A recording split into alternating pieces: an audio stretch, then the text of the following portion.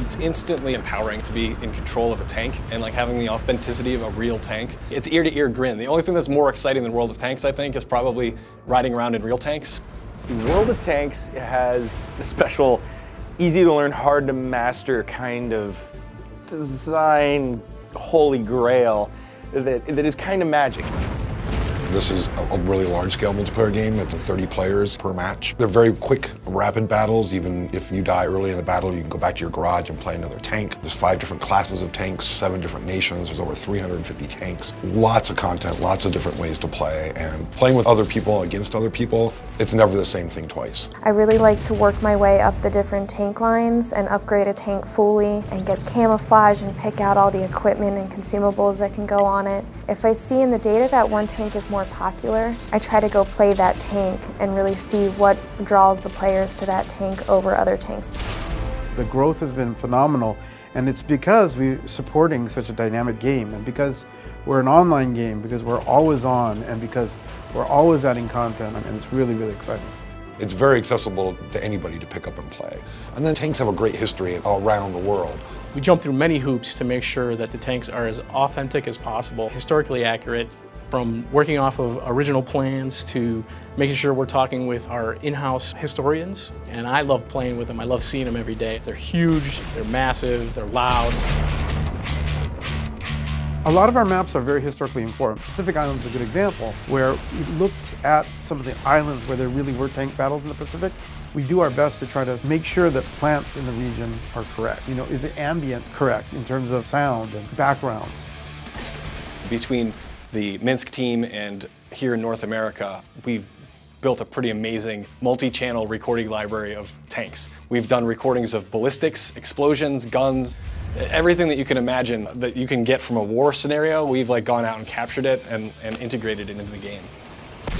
One of the nice improvements that we really get excited about is when we get to do the variants of the map. A lot of the players are accustomed to a standard map, how it's always played, but when we can come through and start creating a rain variant or a snow variant or a night variant, and even now the war variants, the layout may be the same, but as players are going through and playing it, it's a whole new experience for them. If you look at our forums and if you listen to our players, they're so passionate about every aspect of the game. And that really inspires us to listen to the public and try to keep the game experience alive and afresh. I saw one of my friends playing World of Tanks, asked him what it was all about. It was a free download, and I haven't put it down since. It's very easy to pick up, very easy to play. It's very straightforward, but you play more and you get better at the game.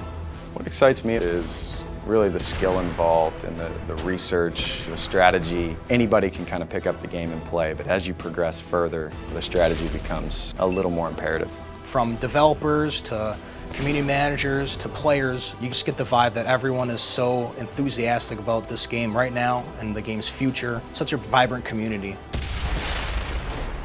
The feedback from the community is great. They play the game and they'll take the time out to let us know if they really like something. Also, on the other hand, if something is broken or if something is wrong or if something is not historically accurate, the community definitely steps up and they let us know that. It's just a two-way street, and we try to be as transparent as possible. It's one of the best things about working on World of Tanks, honestly, is the interaction with the community. Every rev that we put out to the public, there's always usually something new, and that's continually happening, and I think it'll continually keep happening forever. It's always really, really cool to see what players are doing with the tanks and what they could do in the levels, which some of the stuff we may not have even thought of.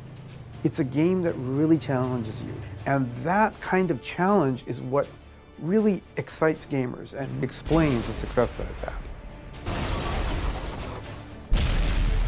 The great thing about a games as a service, which World of Tanks is it's ongoing every day. It's evolving. For players to be able to write in suggestions like, you know what we think would make the game great is if you added this, or we'd love to be able to track this stat. And you're like, hey, I can do that.